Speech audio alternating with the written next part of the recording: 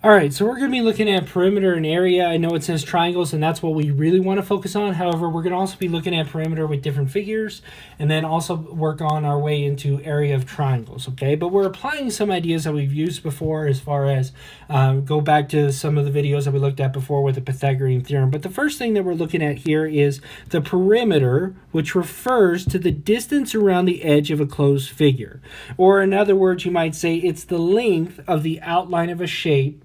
And how we determine that perimeter is we have to add up all the sides, okay? So to find the perimeter of a figure, we have to add up all the sides. And sometimes with a certain figure, we can get to it in faster ways. For instance, if I have a square, all the side lengths of the square are going to be the same. So if this is S, this would be S, S, and S. Well, to find the perimeter of a square, it would be S plus S plus S plus S. That would be the perimeter, but how many times are you adding up S? 4 times, right? So really the perimeter is just 4 times S, okay? Or for a rectangle, we have length, and width. Adding up all the sides, we'd have length plus width plus length plus width, but we're really just adding up the length twice, or 2 times L, and we're really adding up the width twice, or 2 times W. So the perimeter of a rectangle would be twice the length plus twice the width, okay? Then, of course, with any given triangle, we just add up all the sides. Now, if it's a regular triangle, then they would all be the same side, so it'd be 3 times S. But in general, we just add up all the sides. And with any given regular polygon, in this case, they're talking about a pentagon, all the side lengths would be the same. So if this is S, it'd be S, S, S, and S. Adding up S 5 times is really just 5 times S. So if we have a regular polygon where all the side lengths are the same, really we just need to take the number of sides times the length of the sides, okay? Now, that's in general what we're talking about in terms of perimeter. Let's look at some examples here, okay? Let's look at this one. So looking at this guy here, we're told that this length is 11, this length is 8, and this length is 2. However, at the current moment, do we have all the sides? No, and we need to know all the lengths of the sides so that we can find perimeter. But there is enough information here to solve it. Notice, they tell us this length and this length are the same. So what does that mean this side has to be? 2 centimeters, okay? So that side length would be 2 centimeters, okay? Now, at the current moment, it seems like, how am I going to find the other sides? But one of the best approaches we're going to take in all 3 of these problems is break down the larger figure into smaller figures in order to find the side lengths. For instance, in this case, I'm going to draw a line clear across this vertice here, okay? So we create a rectangle there. Now, the reason I'm doing that is notice this side and this side are going to be what in terms of length? 2 centimeters, right? Well, if I want to find this length, how can I do that? Well, if the whole length is 11, then wouldn't it be 11 minus 2? Yeah, so this length right here, or in other words, this length that we're trying to find would be 11 minus 2, which is what? 9 centimeters. Okay, so notice 9 plus 2 gives me the total length of 11. Okay, so that gives me that guy. Now, similarly, we also want to find whatever this side is. Well, we can make another rectangle here, okay? Let's use, green, why not? If I make this rectangle here, notice this whole length is 8, but this short little length right there is 2. In other words, this guy right here is 2 centimeters, right? Well, what plus 2 gets me to a total length of 8? 6 centimeters, right? So 8 minus 2 is how we're going to get this guy in this case. This guy would be 6 centimeters. This 6 centimeters plus this 2 centimeters equals the total length of 8 centimeters. Okay, so now I have all my side lengths and we just need to add them together. Okay, so we have 11 plus 8 plus 2 plus 2 plus 9 plus 6, and we get 38 centimeters. Okay, another example here. Now they tell us that this side length is 6, 10, and this whole length right there is 18. What we don't know is this guy, and we have to have that to find the perimeter. Well, again, Sometimes it helps to take the big figure and make it into smaller figures. In this case, it would really help to make a right triangle. Okay, so if I cut along this vertex right here, we would make a right triangle. How does that help us out? Well, in terms of being able to solve for the side, we know we can find the length of the hypotenuse if we know the two legs using the Pythagorean theorem. So let's see if we can find the two legs.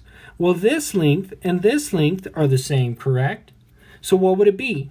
6 centimeters. So this guy would be 6 centimeters. Okay? Now, to find this length, we have to think about it like this. The whole length is 18, and this small piece to the vertex is 10. So what does that mean this guy has to be? Well, 8, right? 18 minus 10. Doesn't that give us that side? So in this case, this leg would be 8 centimeters. Okay? This 8 plus this 10 gives the whole length of 18. Well, now I have two legs. Applying the Pythagorean theorem, we have 6 squared. Oh, they actually wrote it out already, so let's just use it. 6 squared plus 8 squared equals x squared. Now, the x squared, we could just call this side x, because that's what we're trying to find. So we'd have 6 squared plus 8 squared equals x squared. Well, what's 6 squared? 36. What's 8 squared? 64. So then, adding those two together, what's 36 plus 64? 100 equals x squared. How do I get x by itself? Opposite operation, square root both sides. Whoops, there we go. And we get 10 equals x. So my side length here would be 10. Well, now I have enough information for the perimeter. I don't really need this guy anymore. We would have 18 plus 6 plus 10 plus 10, and we get 44 centimeters. Okay? Now, last one here, we're given a rectangle, and even though they don't tell us this here, it is a rectangle, we'd have right angles.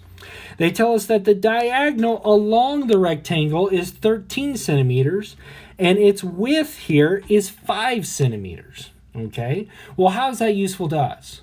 Well, I know that the width should be the same, right? So if this is 5 centimeters, this is going to be 5 centimeters. So that gives us at least another side here. Now, how am I going to determine these sides? Well, notice, don't I have a right triangle again? And I already know the hypotenuse in one of its legs, so let's just use the Pythagorean theorem to find the other leg. Okay? So if that's the case, let's just call this x, kind of like we did in the last example. Then we'd have, oh, they have it there, 5 squared plus x squared equals 13 squared. Okay? So my two legs squared add up to be my hypotenuse squared. Well, 5 squared, they don't have that part there, so we can do that. 5 squared would be 25. Okay, what would 13 squared be? 169 minus 25 from both sides, and we get x squared equals 144. Opposite operation, square root both sides, and we get x equals 12. Okay, so my side length here would be 12. Okay, or 12 centimeters. So now I have enough information. My perimeter would be 5 plus 12 plus 5 plus 12, which they must have made a mistake here because this should have been 12. Okay, so if that's the case, when we add it up, we should get 34 centimeters. Okay, so that would be 5 plus 12 plus 5 plus 12, and that gives us our perimeter. Now that's for perimeter. The next thing we want to look at is area. Specifically, let's talk about a rectangle first, and then we'll jump into examples with the triangles. Now, to find the area of a triangle, you've heard this before. It's length times width, or in other cases, you might hear it as base times height. Okay. Now, to distinguish between the two, the length is always the longer dimension of the rectangle, and the width is always the shorter dimension of the rectangle. Okay, so length is the longer side, width is the shorter side. If we talk about base and height, base is just the side of the rectangle. Normally you'll see written at the bottom of the rectangle. And the height, okay, is going to be the side that's perpendicular and adjacent to the base of the rectangle, okay? So in a sense, it's almost kind of like our width. It doesn't necessarily have to be, just depending on the context here, but it's the most important thing is that the base and height, and they actually have that there, must always be perpendicular to each other. Okay. Now I don't want to do every single example here, but let's just look at the middle one. If we wanted to find the area of a rectangle, we just take the base times height, or length times width. Okay. Well, this would be the length. This would be the width. 8 times 4 is what? 32. Now here's the important thing though. With perimeter, we just kept the units. When we find area, it'd be the units squared. Okay, it's the unit squared. So this would be 32 centimeters squared. Okay, so the area of a rectangle is base times height or length times width. Now for a triangle, it's very, very similar, except it's half the base times height. Okay, now you might say, well, where does that come from? Well, it kind of comes from this idea. We can always take a right, well, in this case, they're using a right triangle. I was just saying, in general, we can take a triangle, but in this case, they have a right triangle here. We can take this right triangle here, and we can actually complete the rectangle that has the exact same area as the right triangle that we started with, okay? In other words, the right triangle here has half of the area that in a rectangle would with the same base and height, okay? So it has the half of the area that an equal rectangle of the equal height and base would have, okay? So that's where that formula comes from for the area of a rectangle. Excuse me, I almost put that together there. For the area of a triangle, okay? So a rectangle is area equals base times height. Then for a triangle, it's half the base times height because it has half of the area that that rectangle would, okay? And you can kind of see that there on this example too. So if we complete this rectangle, this area right here, okay? Whoops. This area right here would be the same as this area right here. This area right here would be the same as this area right here. But it's half of the total area that the rectangle would have of an equal base and equal height. Okay? So that's where that formula comes into play. Now let's actually put it into action here with some examples, okay? Yeah, might as well. So in this case, they tell us that the base here, this base is 9 centimeters and this height is 4 centimeters. Well, it doesn't get any easier than that. The area is, which they have written here, half the base times the height. So all I need to do is plug in my base B of 9 and then my height 4 into my formula. Okay, so my base would be 9, my height would be 4. What's 9 times 4? 36. What's half of 36? 18. Now don't forget, it's centimeters squared. When we find the area, we have to square the units. So my answer would be 18 centimeters squared. Let's try another example. Okay, in this case, they tell us that this guy is 10 centimeters, this guy is 10 centimeters, and my height is 8 centimeters. Do I have enough information here to find the area of this triangle? Well, not currently. I mean, we can find it, but not currently, right? What are we missing? The base. I have a height, but I need the base of the triangle in order to find the area of the triangle. In other words, I need to figure out what this side is here. Well, look at what we have in terms of the information. They don't just tell us that these are triangles. These are right triangles, okay? So we can apply the Pythagorean theorem in order to find one of the legs. In this case, I know that this leg is 8 centimeters. If we can use the Pythagorean theorem, we can find this leg and see what that side length would be, okay? So I know that one of my legs is 8 centimeters, and I know that the hypotenuse of this triangle is 10 centimeters. Well, applying the Pythagorean theorem, let's just call this side x until we figure out what it is. Let's just call it x so we can find that side length. We'd have 8, oh, they're writing it there. I'm getting ahead of myself. So they already wrote it here. It'd be x squared plus 8 squared equals 10 squared, okay? So applying the Pythagorean theorem, we have x squared plus 8 squared equals 10 squared, okay? So then finding it, we have x squared plus 64 equals 10 squared, 100. Okay, subtract 64 from both sides, and we get x squared equals what? 36. Opposite operation, square root both sides, and what do we get? X equals 6. So this side length here would be 6. Well, what's nice about knowing that that side length is 6? Well, we know that this guy and this guy have to be the same. Why do we know that they have to be the same?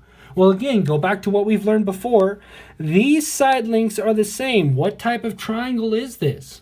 It's an isosceles triangle, right? So if those two side lengths are the same, then in this case, these guys need to be the same because the base angles are the same, okay? We have congruent triangles here. We could show doing a similar argument here. If we wanted to find x here, we could use a similar argument here, and we go through the same process. X squared plus 8 squared equals 10 squared, and we would still find it 6. Okay, so using a similar argument, we'd still find that that side is equal to 6. So now what would the total base be? 12, right? So my base is 12 centimeters and my height is 8 centimeters. Well, plugging it into the formula here, plugging in 12 for my base, 8 for my height, what's 12 times 8? Okay, well, we get 96, then divide that by 2, and we get 48. Okay, so I get 48.